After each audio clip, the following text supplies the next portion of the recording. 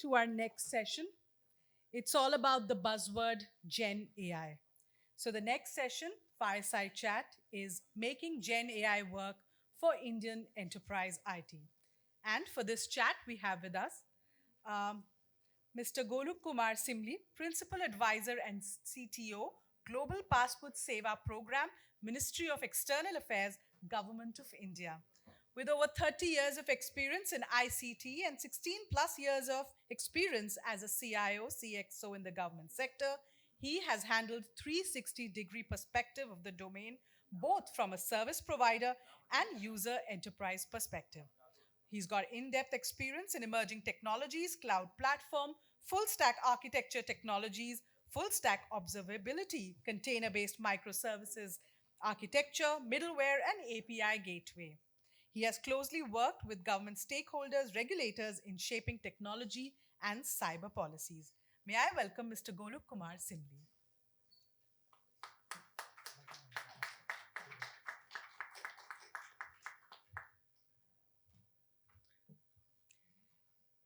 The Fire Chat is moderated by Mr. Vikramjeet Singh, partner KPMG India. Vikram has a rich experience that includes advisory and transaction support work ranging from buyouts of controlling stakes in public listed companies to investments in early stage startups. Has extensive experience in cross-border M&A investments and buyouts in the IT and industrial sectors, acquisitions in the digital payment space, and acquisitions of licensed entities like NBFCs, money changers, and mobile wallets. Let me welcome Mr. Vikram.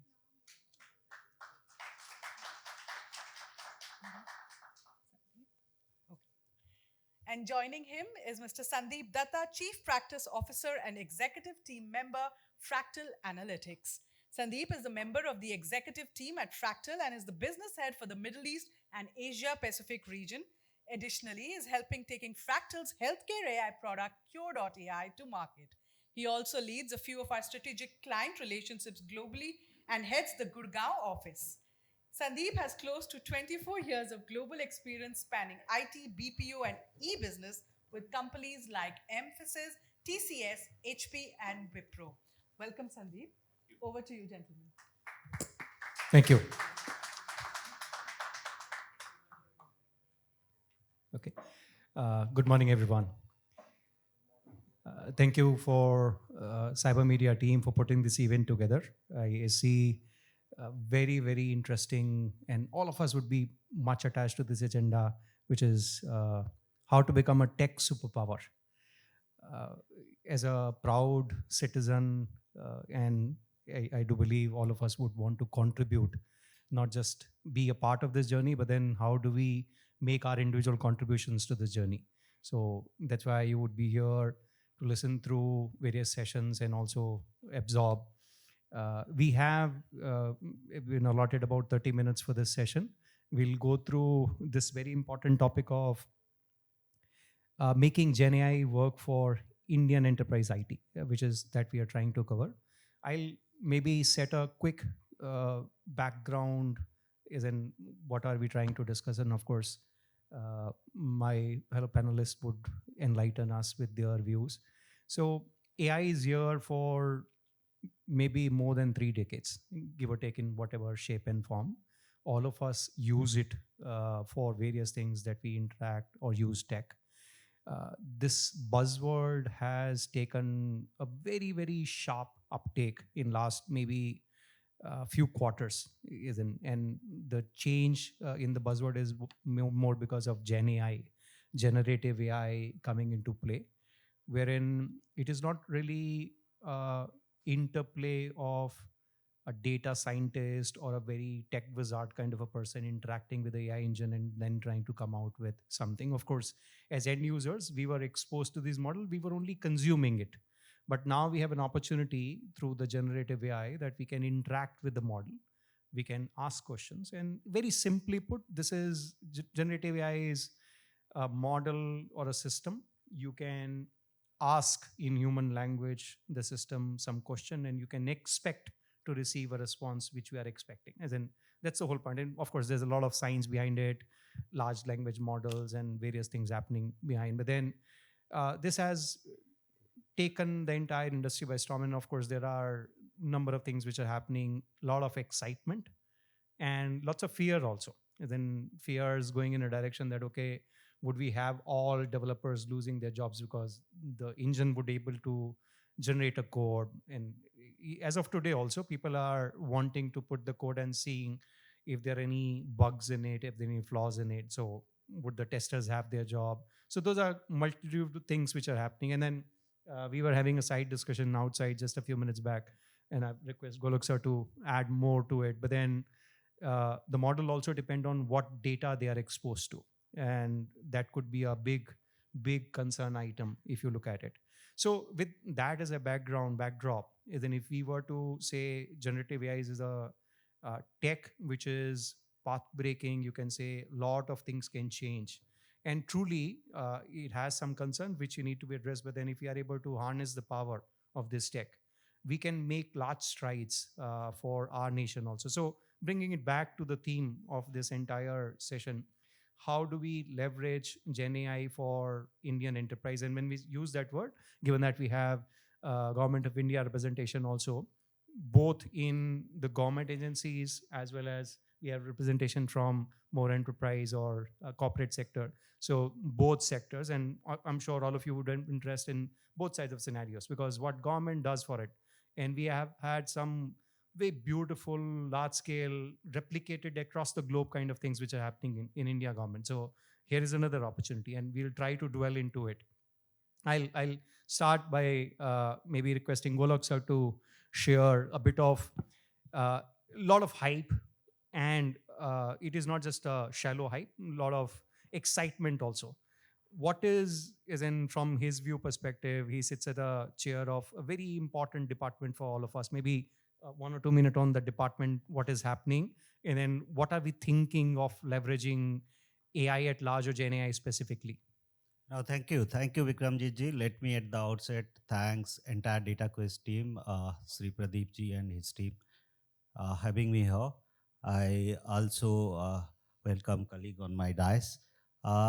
Very rightly said, Vikramjit ji, when we are talking about Gen AI, emerging technology per se, I put it into 2-3 basket. When I say 2-3 basket, 2-3 perspective, our first perspective could be from the government side is, when we look into Gen AI, any kind of a buzzword, our perspective is the scale. How do I reach to that scale? We are talking about, let's say, more than 1.4 billion of people. And for us, the major concerns, I'll say, major opportunity, I'll say, we don't differentiate. We don't differentiate in terms of, let's say, rural and urban, in terms of literacy and illiteracy, in terms of economic conditions, right? And if I have to address that, let me come back saying that if I use Gen AI as a tool, what do I am looking for? We are looking for, can I achieve that kind of a customization in a sense, looking into the Indian market. And that's why probably you'll be requesting to our industry at the other side, saying that, can you give me that kind of a language localization I'm looking for? Can you give me that capability, that kind of a address the cultural nuances we have across the country, right? Can you give me that kind of a capability which I could address these kind of a barriers, whether it is economic barriers, whether it is education barriers, whether it is a rural and urban divide? And coming from a rural background, I understand what are those barriers is, right? How do we address those gaps? That is the first take. And believe me, we are citing those examples. We are making that as a success story. And I always love to quote example. For an example, if I talk today about dealing with the passport services, I absolutely don't make any difference whether you apply from Delhi, Mumbai, Chennai, or a rural farmer or a villager or a laborer applying from, let's say, a remote village of UP, Bihar, Jharkhand and MP. Absolutely, there is no red carpet laid down for somebody else and I'm treating somebody else as different. And how is that I have achieved that? Because of these technologies, right? But When I'm leveraging these technologies, the flip side of it is, how do I see into the data? Do I really have a data strategy? I think various forums I speak about, I must have a data strategy to deal with these technologies. I must understand my data sets well. And when I say data sets well, in terms of the noise the data is carrying, in terms of the biasness the data is carrying, right? In terms of the veracity the data is carrying. And if I'm pushing or pumping that data to train my GenAI model or AI model, I'm terribly landing somewhere wrong, right? And that's what the crux is. The other very important area, probably when coming and looking from the government side of it, I think GenAI is the best tool available for all of us to kind of have that kind of a data analysis, I say predictive kind of a modeling, because we are sitting at a large set of data sets, right? There is no dearth of data. Absolutely, there is no dearth of data. But how do I train it and make policymakers to take informed decisions in terms of, let's say, resource allocation, in terms of, let's say, bridging those gaps, in terms of, let's say, no, defining the policy or refining the policy itself? Citizen sentiments, very important. Can I read those citizen sentiments? Can I have those feedback, grievances put into one basket, analyze those sentiments, use these tools, give it back to the citizens? Probably that's what I am doing when we are delivering these services, whether it is passport, GST, income tax, UPI. I'm not naming, there are plethora of it, but that's what we are doing. So that should be my first take, Vikanjit. Beautiful. Thank you. Thank you, Golok sir. So in fact, just to paraphrase, you focus more on the use cases. How do we really leverage this tech for the reach, user experience, democratization of services that we are doing, leveraging the wealth of data? And we are the most populous country, which also means that if we start tapping into telemetry data of all experiences that we have from all individuals, we would have enough and more. In fact, if you look at it, global scale, we have give or take about 15 to 20% of population here. That much of data is also where we are able to tap into it. So those are the themes. But then taking it to other side, Sandeep ji, you represent a firm which is into analytics. So people would be reaching out to you for advice.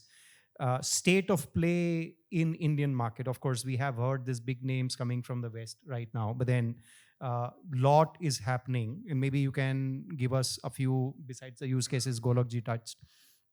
What is happening from AI at large, Gen AI specifically in Indian ecosystem, and where you believe we are moving in? Thank you so much. First of all, again, thank you, DataQuest, for inviting me here, and thanks so much for the esteemed colleagues on the dais. I think this is a very topical discussion. And as a firm, Fractal Analytics, we have been in the forefront of analytics AI for the last 23 years. We are probably one of the few organizations that got set up only to help organizations, enterprises make better decisions. And the way you make better decisions is not just going by experience, not by gut, but leveraging data. So we've seen this ecosystem evolve. We've been a firm believer that artificial intelligence is a transformational technology. And I think the last one quarter has only deepened that belief. And I think the world is also seeing that today, that with the advent of Gen AI, the power of what AI overall can do, I think, is becoming even clearer. I would just want to first highlight to the audience that the buzz is all about Gen AI, but let's not forget there are many more techniques. And if it has to be truly transformational, actually, we need to bring Gen AI. And it's funny to say traditional AI, but maybe the AI from pre-chat GPT together. So first of all, I do want to reaffirm that as people who are in the middle of it, we do truly feel it is transformational.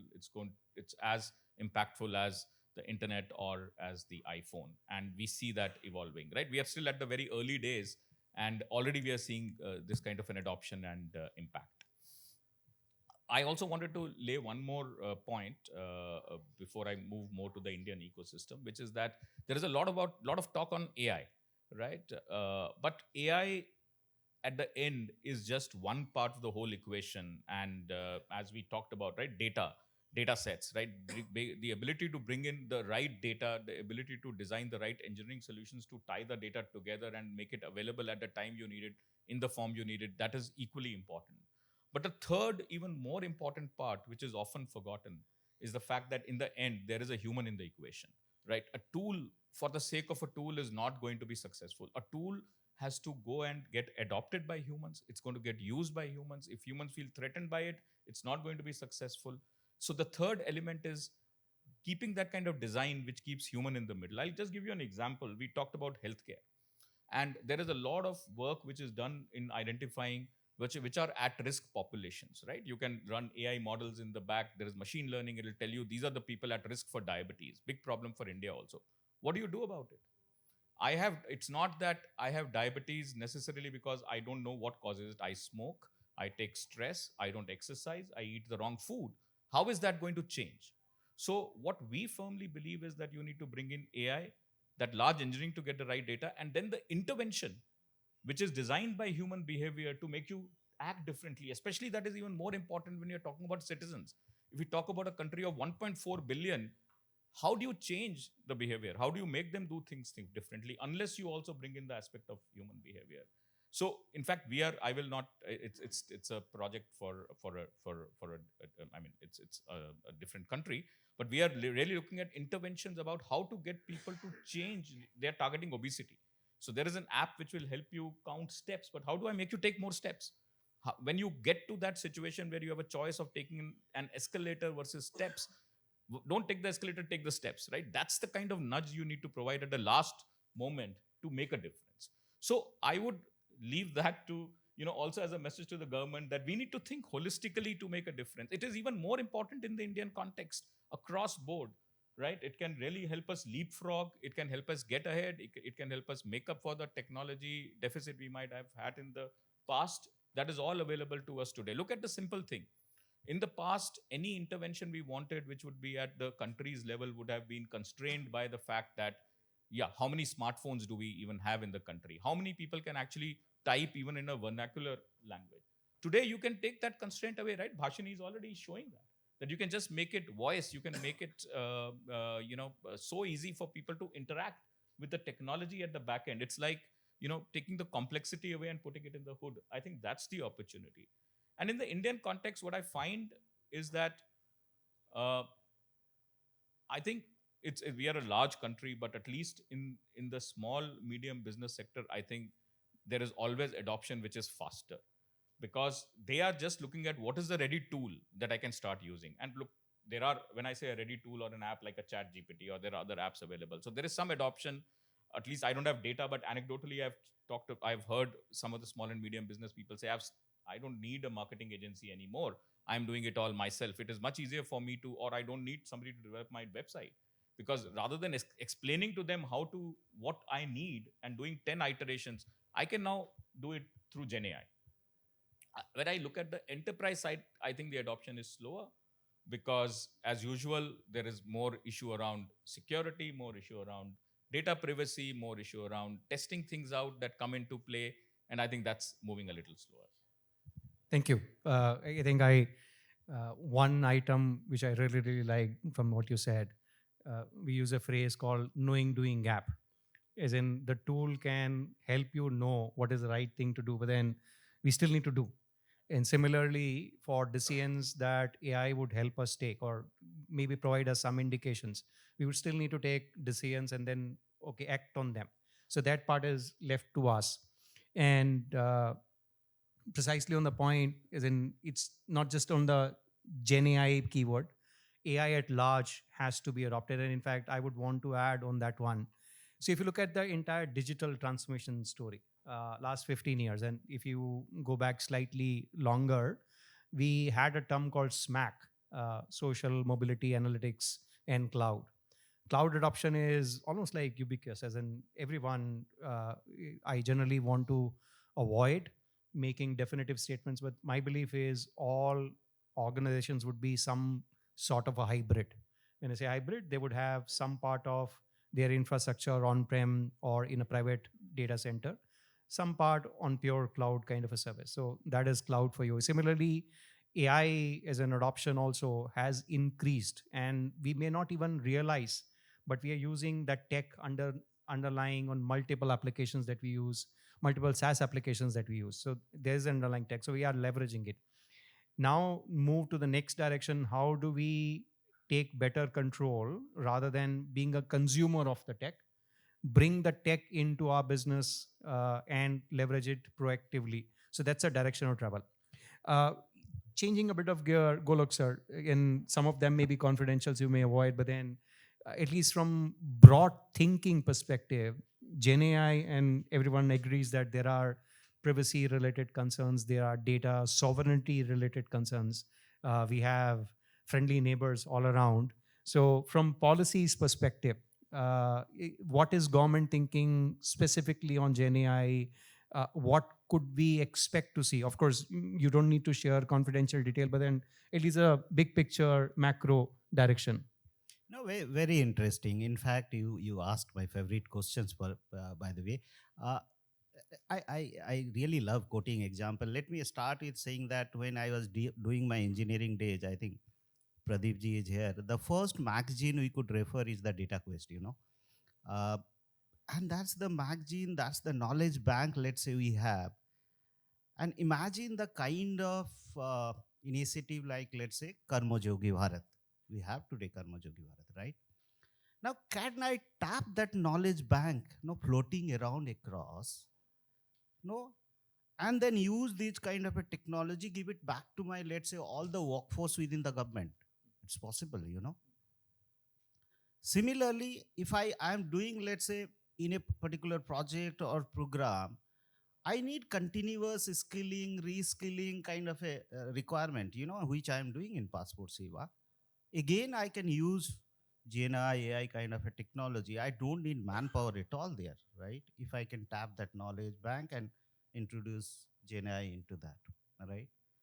So these kind of a massive change management, if I am looking, training and skilling I am looking, and these programs are already live, as I gave example of Karmajogi Bharat. Let me quote another example. Today we have enabled DPDP law, right? Now, if we have enabled DPDP law, there is something we take consent from the principal owner of the data.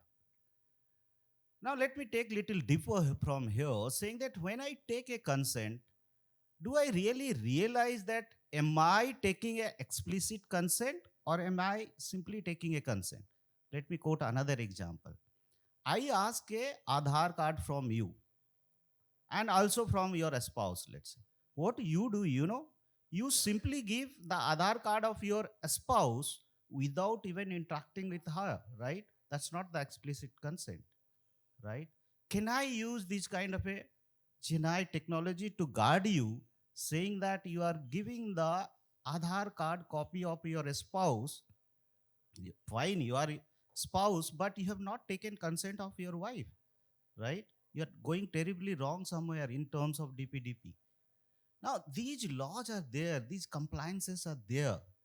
But how do you train users? How do you train the principal owner of the data? Tomorrow, you are applying that consent for various applicability, various use cases, right? Not only primary use case, but also the secondary use case. Where are we heading in such cases? And again, these tools, whether it is GenAI, data analytics, all those will help us, guarding all of us, I am saying, as a citizen, saying that where are we going wrong? The third example I must give, saying that, I talk about Karmajogi, I talk about DPDP. The third example is on the data privacy and security concerns, right? Now, if I'm looking for a data privacy and security concerns, right at the capture, right at the moment I capture the data, then I harness the data, I store the data. So entire life cycle of the data. How do I treat data end to end? And when I am treating data end to end, one side principal owner of the data, second side the applicability, third side people like us, the fiduciary of the data, right?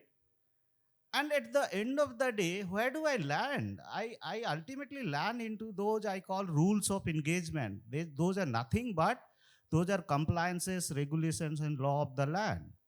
If all of these are not aligned together, again, whether you use Gen AI, data analytics, all these stuffs are, to me, looks very vulnerable. One side, there is enough opportunity to harness, but I always say that how judiciously you harness those opportunities. That's crux. That's the important. So that's how I put it. Thank Sure, you. absolutely. Okay, Sandeep ji, coming to you, similar question. Government would bring out regulations. We all get to hear, as in concerns on Gen AI and AI in general also. Uh, Let me quote a couple of usual concerns that we get to hear out. For example, uh, if the model is trained on everything available on internet, uh, hypothetical situation. So on internet, we would have very, very divergent views also. So let's take this Middle East problem that we have. We would have some very strong views which are favoring one country and some very, very strong views which are favoring other country. And if you start reading only one set of views, you would get convinced that view is okay, that view is right. Same thing could happen to that model also. So where are we training the model? What kind of biases it is inheriting from the data it is getting exposed to? So that's a big problem. Second problem is in we all fear, and all of you would have seen at least some both Bollywood and more Hollywood movies, is in iRobot, etc. The AI engine goes rogue. What can go wrong? And so essentially, we are talking about we need some guardrails. From your perspective, you being a consultant advising various businesses, I am not sure whether we would be able to stand up something. So if you look at PCI DSS rules, payment card industry, those are enabled by some of the key industry stalwarts. So they say that we would regulate ourselves. They have created rules which we are following to the T, so that we can maintain some sanity and we can maintain some guardrails controls. Similar things are needed for Gen AI. Government would do their own job, but then what are maybe 2-3 things that you believe need to happen? No, absolutely. And I think there is a role for the government which has to bring in regulation, which has to bring in policy. And it's happening across the world. It's clearly it's a very important, and we've seen the data protection bill, data privacy bill come in. But I think it's equally important for the industry, and that's where the term, I'm sure you've heard of responsible AI. And I think we sometimes say, what is government stand on responsible AI? And my view is responsible AI is for the industry to implement, industry to bring out. And the good thing is that most of the large technology majors recognize it. They have their own principles of responsible AI, and they have started incorporating it because they know that it is an important part of the ecosystem to help AI grow. And secondly, regulation will catch up at some time, so be ready for it. And I'm happy to also share that at Fractal, along with NASSCOM, we have brought out an RAI toolkit for India that is available to be immediately implemented. And the toolkit is not like principles on PPT, right? It is a set of code that you can run to make sure that your data you're using is not biased. It's a set of checklists. So it's a complete package that can be implemented today to start churning out end products that are RAI certified. That said, there is also availability of doing a maturity assessment. Where are you in that journey today, and what is the gap that you will have to bridge? So all of that is available. To my mind, I think it is not so important for any organization that is developing AI to jump to the most sophisticated toolkit and spend 1 year figuring out what that is. It is more important to recognize RAI is important today and put it into place. And to me, whenever somebody asks me, do a maturity, first question I'll ask them is, who in your organization is responsible for RAI and who do they report to? If they're buried 4 levels below the CIO, then you know how important it is for the organization, right? Or CTO, right? So I think those are some small indications to see whether people are paying lip service or they're really taking into account. So I do think that I would reiterate that this technology is super powerful for enterprises across the globe, for enterprises in India where we've still not started using it. We talk about data which is outside, which has this gives you the ability to use data which is within your organization, which is buried, which you cannot even reach. right? Because it gives the interface for the users to unlock all the knowledge that you've already gathered over the years, talking to your customers, building products, creating policies, interacting with your employees, interacting with your stakeholders. That is a lot of data which is you are not even able to access today because you do not have the ability to reach it in an intelligent natural language form. That is the first ability GenAI gives you. And we just have to make sure when we are using it, we are building those guardrails that we talked about, recognizing that the LLMs have been built on all the knowledge that is out there in the world, good or bad. They start reflecting the world. They're trying to build their own guardrails, and sometimes they overcorrect, like what we saw with Gemini. If you followed that, right, Gemini started correcting how the Nazis looked and how everything looked in the past. So that kind of overcorrection we don't need. But definitely, as an enterprise, as you start building your solutions, you cannot just take an LLM and plug it in. You can't just say ChatGPT is my answer. You have to further fine tune using your own data, building the guardrails, and I think that's where I said small and medium business can go and sort of flirt with the apps that are out there. Enterprises will have to be more careful, invest in it. It may be building, fine tuning the models. It may be building GenAI solutions from the scratch for their own needs. Yeah, we work with a number of enterprises. We serve them, and I can really speak for them as our clients. A startup may have, I won't say nothing to lose, but then they don't really have their customers' data. They are really playing with almost like representative data kind of a thing. They don't really have customers with they are answerable to, where their data is, clients' data is being handled in environment, which would be different for enterprises. So those guardrails are needed. So we use in security world a term called secure by design. So I think indirectly what you're saying is we need a similar principle to be adopted. When you go and say that I want to adopt this technology in my enterprise, my organization, maybe in government, we need to start by responsible AI kind of principles to start that, okay, these are 10 things that we would first consider before even inducting that technology in the environment. And that be the starting point. Will be slightly guarded, maybe slightly behind the curve, which is a realization I think lots of us have. We may not be using, so if you keep on looking at the ChatGPT versions which are coming, so maybe using ChatGPT 3 today because we believe the controls are better, insights are better, we are better structured there rather than trying to jump on ChatGPT 5 whenever it is becoming available. And I think I get to interact with some of the global players, which is something that they are wanting to do. From a global authorization perspective, some of these global majors are also getting an input that before you go and launch the next model, please demonstrate that you are able to control. There's no negativity, bias in the model, and the model is totally in control before you have a permission to go. And I think I would want to really close. Time alarm has gone off on us. Thank you, Sandeep ji, Golok ji, for sharing views. I don't think we have time for taking any questions. I would have loved to, because that usually brings another dimension. Maybe we can take one question, sir. One question? If there is any. Because there were some requests, that's why. Yeah. Hi, my name is Kamal Goyal from Anand Rathi.